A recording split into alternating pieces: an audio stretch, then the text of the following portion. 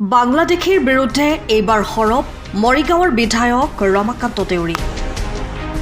তিনি গগৈ বদন আখ্যা মৰিগাঁৱৰ বিধায়ক ৰমাকান্ত দেউৰী। মৰিগাঁও জিলাৰ ভোৰবন্ধাত অনুষ্ঠিত হোৱা সদৌ তিৱা সুৰক্ষা সমিতি প্ৰতিষ্ঠা দিৱসত এই মন্তব্য বিধায়ক ৰমাকান্ত দেউৰীৰ।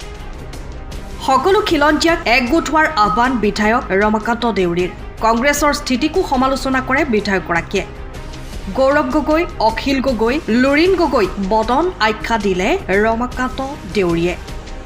মিয়ালেণ্ড প্ৰসংগটো সৰব হোৱা দেখা গ'ল বিধায়কগৰাকী।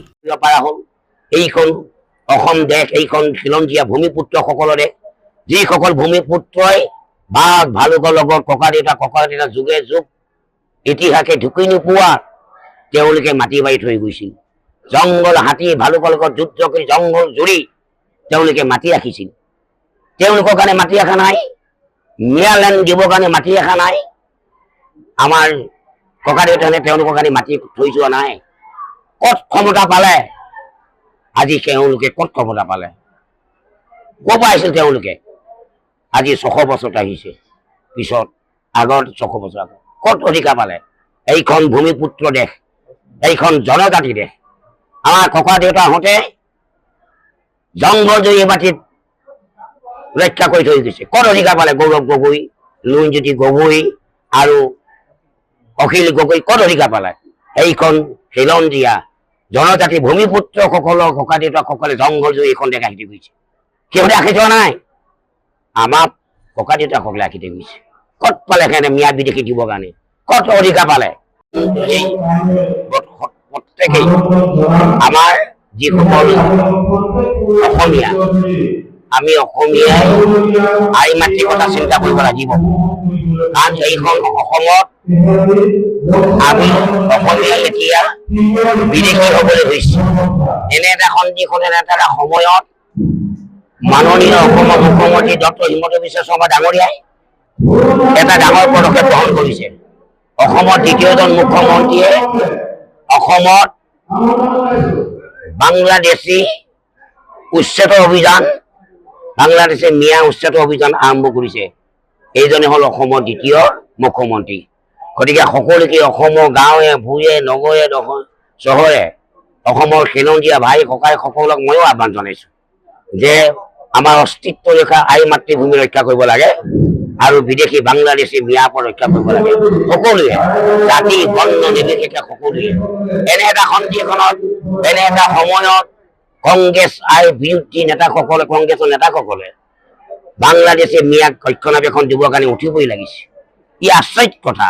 এইখন দেশ কেতিয়া নহয়, তাৰ ল'ৰা ছোৱালী ক'ত বসবাস কৰিব ভৱিষ্যতে তাৰ চিন্তা নাই। আজি গৌৰৱ গগৈ কৈছে আমি এইবাৰ এখন যুদ্ধ দিমেই। কি যুদ্ধ দিব? তাৰমানে কৈছে যে মিয়া বাংলাদেশীক আমি মাটি দিমেই। কম আচৰিত কথা। মিয়া বাংলাদেশী তুমি মাটি দিয়া, বাংলাদেশৰ দিয়া, পাকিস্তানৰ দিয়া, আমাৰ আপত্তি নাই। কিন্তু অসমৰ মাতৃভূমিত কিয় তুমি দিবলৈ ওলাইছা? লাজ নালাগে? অসমৰ মাতৃভূমিত অসমৰ বিদেশী বাংলাদেশীক মাটি দিবৰ কাৰণে? এইখন অসম দেশ, এইখন কাৰো দেশ নহয়। এই কাৰণে এই চৈতান কিছু ব্যক্তিৰ কাৰণেই অসমৰ পৰা হাত ভনী আঁতৰি গ'ল।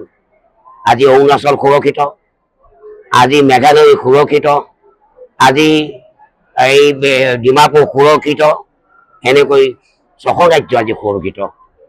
তাৰ কাৰণে আজি অসম সুৰক্ষিত নহয়, আজি অসম অৰাজকতা। মৰিগাঁৱৰ পৰা শশীকান্ত বৰদলৈৰ ৰিপৰ্ট, টাইম বাক্সা।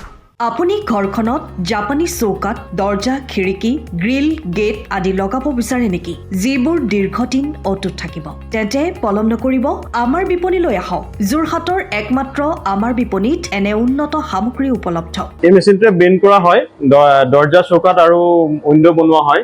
বাকী আমাৰ গেনব্লাইজৰ হয় এইবিলাক। আমাৰ ঠিকনা শ্ৰীৰাম এলুমিনিয়াম চেণ্টাৰ, DCB তিনিআলি, তৰাজান, যোৰহাট 785006। যোগাযোগৰ নম্বৰ 8638967754 অথবা 9401552548। পাল্লা বনোৱা আছে, গেলমেনাইজৰ হয়।